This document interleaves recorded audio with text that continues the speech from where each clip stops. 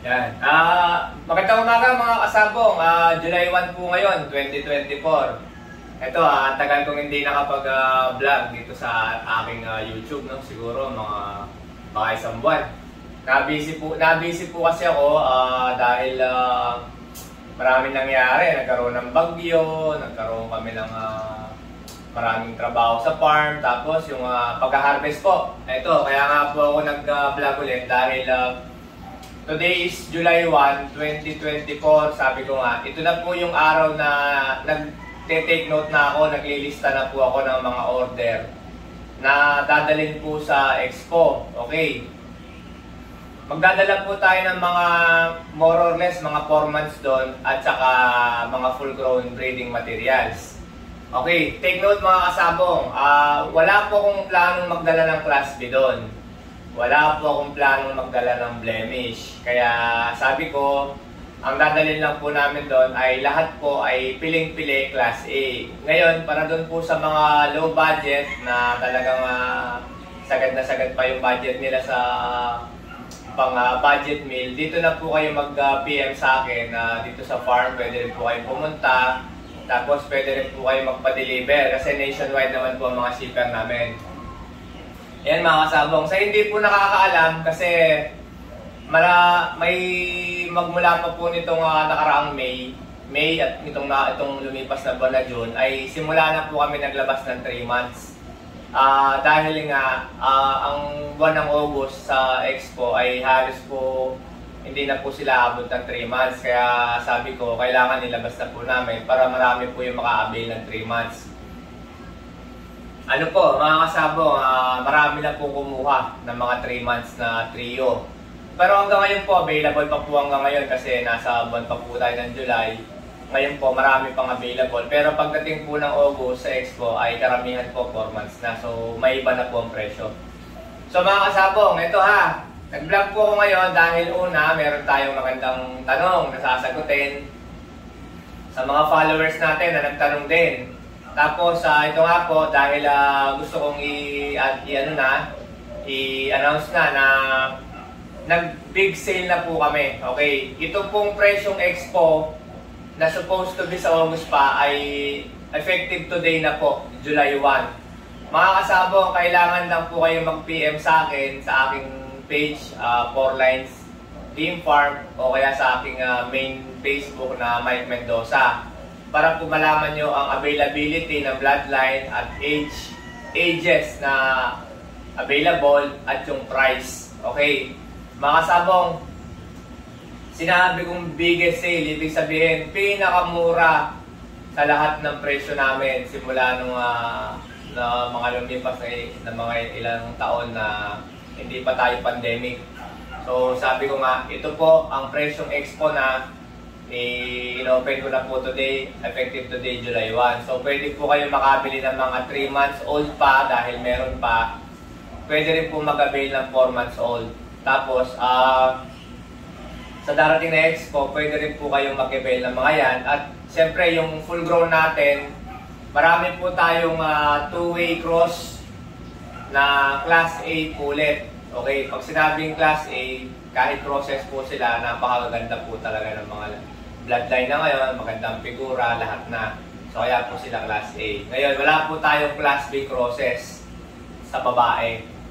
Okay, wala po tayong Class B crosses kasi kinakal na po natin yun. Napaka-importante po ng dinadala po ng babae. Kaya po kailangan kahit crosses siya, kahit 2-way lang siya, ay kailangan Class A po siya.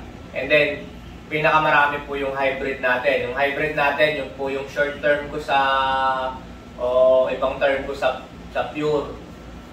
Kasi yung iba nakasanayan pure. Pag nagtatanong, ini-inquire kagad yung pure.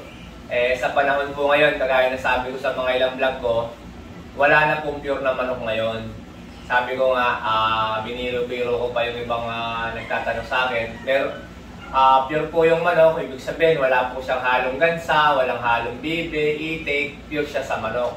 Pero yung pong strain, as in pure siyang ganun ay wala na po. Wala na po talaga. Kahit pa yung mga na-import namin ay yung mga breeder natin, mga Amerikano, mga kinukunan kong Mexican. Actually, mas marami akong kinukunan ngayon, mga Mexican breeder na. Hindi na ako masyado sa mga American breeder, no? Karamihan po may mga infused na rin po sila.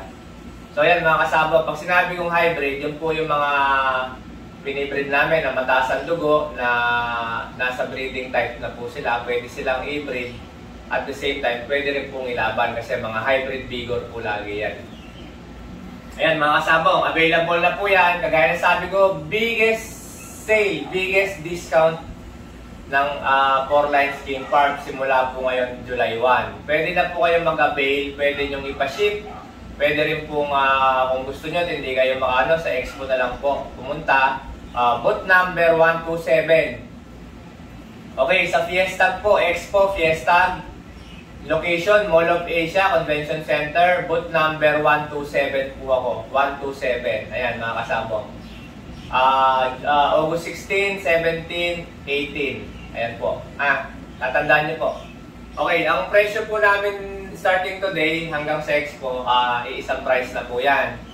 Tapos, sabi ko nga, para sa hindi makakarating, pwede na po makauna ngayon. Para sa makakarating naman, maraming salamat po talaga. Ma-appreciate ko pong dumating kayo.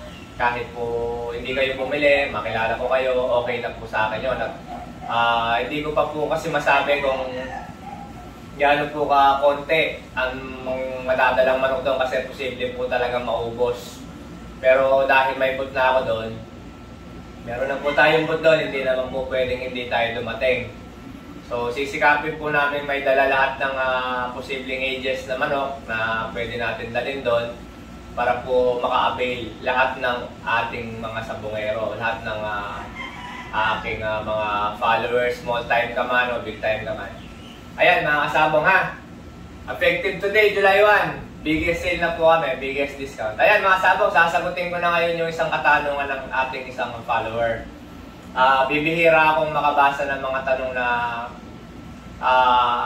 hindi usually tinatanong o hindi usually binablog ng iba.